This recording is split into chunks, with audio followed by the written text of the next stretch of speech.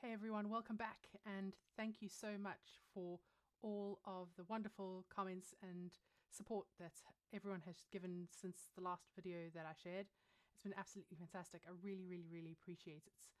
And I said I was going to do another vlog before the month was up, and I've left it quite late, and it's not because I've been super busy or anything like that. It's because I've been really under the weather for most of the month. In fact, I lost my voice partway through it, and so I just decided to take things really slow and just rest as much as I could.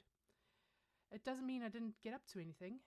Since the last video, I did that piano day event here on the Isle of Man, and it went really well. It was such a special day. It started the day on the beach side of the village, and I was surprised to visit one lady who had 4 different kinds of piano in her home. It was fascinating.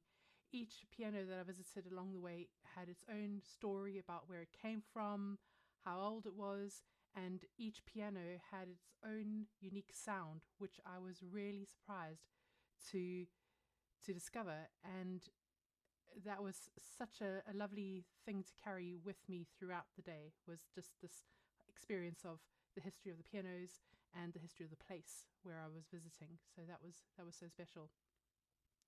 All in all, there were, how many were there? There was 2 pianos at the first home, 4 at the next. We had the Ballaugh old church, had a clavinova in it, and the track that I'd been improvising there a couple of weeks before, I've been evolving throughout this whole month, and in fact on piano day I played that one at each home that I went to, and it just developed more and more as the day went on. So it was really lovely. I'm very grateful to everyone for opening up their homes to me. It was lovely to go visit people, talk to them, find out who plays piano in the homes, and have a look at the instrument that people are enjoying spending time around. It was really lovely, and definitely going to do it again next year. And I think that the format I'd love to try out is to find out and get the support of some people to join me on the piano trail to also play at each of these pianos along the way. I think that might make for something really fun and interesting.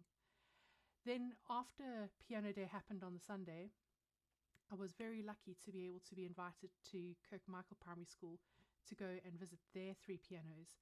And they had, excuse my voice, I did mention I was ill, so it's still a little bit croaky. At the Kirk Primary School, they had 2 Danemann pianos, and I'd never come across the Danemann brand before. The school at Kirk opened up the front boards of that piano, so I was able to sit and immerse myself in the vibration of the strings, and it was a phenomenal experience. I had to look up all about the history of the Danemann piano because I was just so blown away and mesmerized by the sound that I was getting from it, and I was fascinated to discover that the brand itself was one that was distributed to different schools and colleges throughout Britain and the UK for many years. And it's, if you grew up in Britain or the Isle of Man, or you might have seen this Danemann piano in your music room when you were in school, and it is such a lovely, rich, luscious, textural sound that comes out of it. And I was so inspired. I composed something with one hand whilst videoing myself, and it's the instant feedback from an upright was pretty magical and quite special, and it inspired me to part ways with my baby grand that I'd come to love and spend a lot of time at over the past several years. So yeah, I got rid of my baby grand and decided to find myself an upright piano. So hopefully I will have another piano in the next couple of weeks. And I must say, it's been very weird not having a piano in the home. The last time I was without a piano for an extended period of time was when I moved to the Isle of Man from South Africa, and my piano was being shipped over, and for about six months I was without a piano, which felt really odd. Really odd. but now it's only been a few weeks, so at least I've got MIDI keyboards as well now to play and practice on, which is lovely. So that experience at the Kirk Primary School was quite something. I got to go on a tour around the school grounds, and the school is really, really old. They were founded in 1894, I think.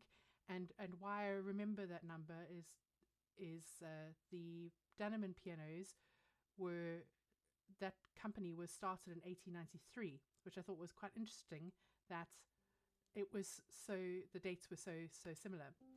And on the grounds, there's this ancient tree which has been there, and it predates the building of the school. So it was such a special experience to be there, see the tree. I got to touch the tree, and they gave me a little pine cone afterwards, and then I sat down at the Danemann and then composed that one-handed piece, which I will gift to them with some sheet music, which is just a special experience. And to top off and round up all of the Piano Day activities, I was then lucky enough to visit the Lieutenant Governor's home here on the Isle of Man to go play on the piano that they have. And they've got a lovely Yamaha baby grand, and it's a lovely looking piano, and I just feel it's not played enough. So hopefully I will be able to do something else in the future and go visit them again and play that piano some more. So that was Piano Day, and it was really awesome. I've still got loads of video footage that I need to edit and piece together to make a compilation of how the day went down, but I've not got to that yet.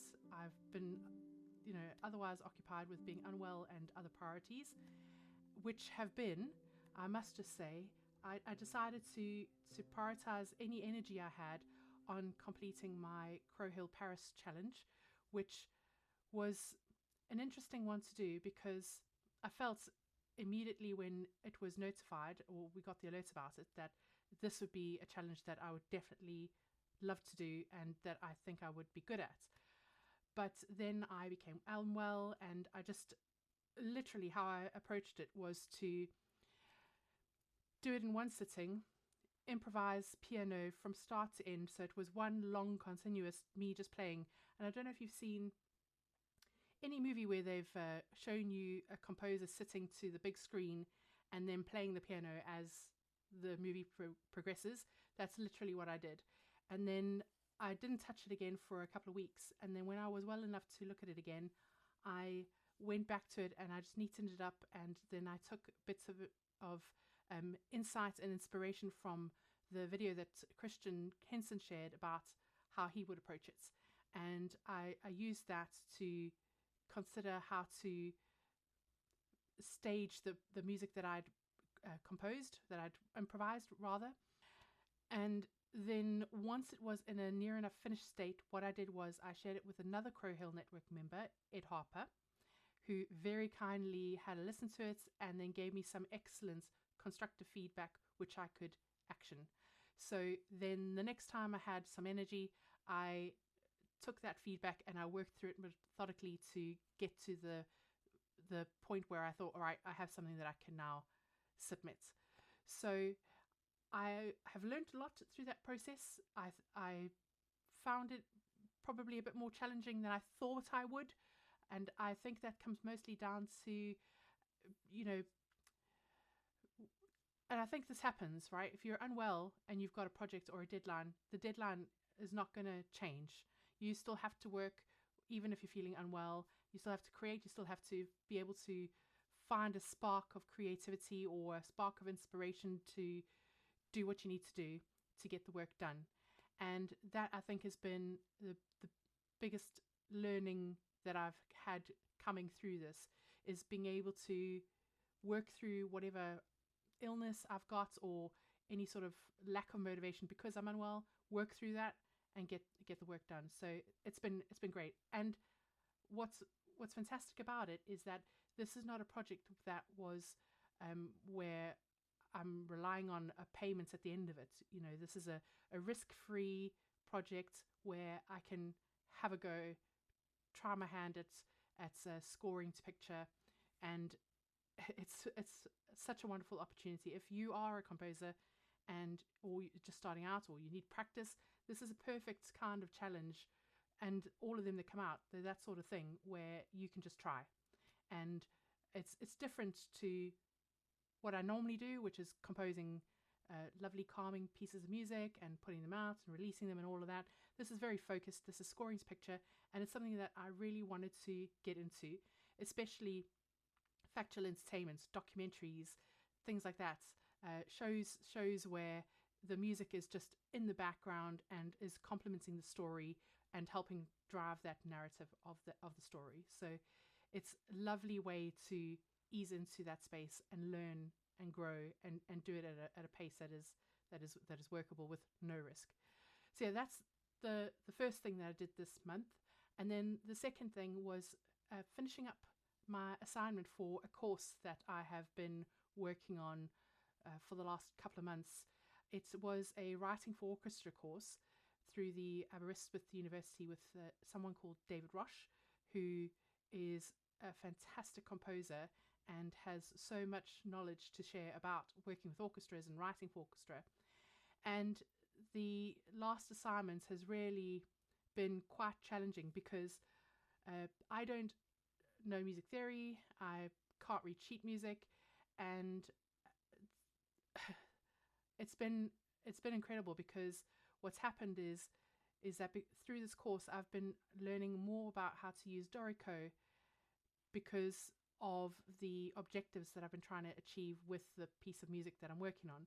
So I've had to find out how to do little things that many people who use Dorico probably take for granted, or many people who understand music theory might take for granted. And it's been fantastic because I've gotten so much out of this course. I think that I don't see myself as somebody who's going to be writing loads of music and getting loads of orchestras to play her stuff.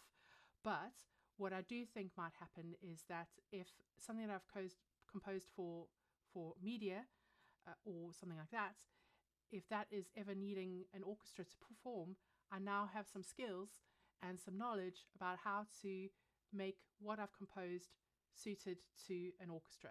So I'm not going to be going in blind. I've got some experience now, which is really, really awesome.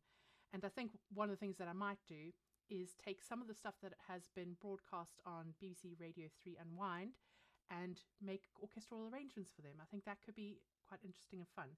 And that was a suggestion from the lecturer. So I think I might take that one on and see where it goes. So that's what I've been busy on this month. It's been mad because I've been unwell, but I've managed to do some things. And the thing that's got me through each day is just knowing that small steps make lasting change. And so just little bits here and there have on the way to what I want to do is what's been keeping me going. That and just understanding that I need to rest. If you're unwell, you know, you need to make time to rest, to let your body heal, and just go slow. There's no point doing anything more than that, I think. And I've been lucky that I can do that now, which has been good. So that's been April. Now, the thing that's coming up next from a community perspective is that I will be supporting the Dawn Chorus event at the Ballaugh Old Church on Sunday the 3rd of May. We'll be down there to go listen to the Birdsong. That's at 5:15 in the morning on Sunday the 3rd of May.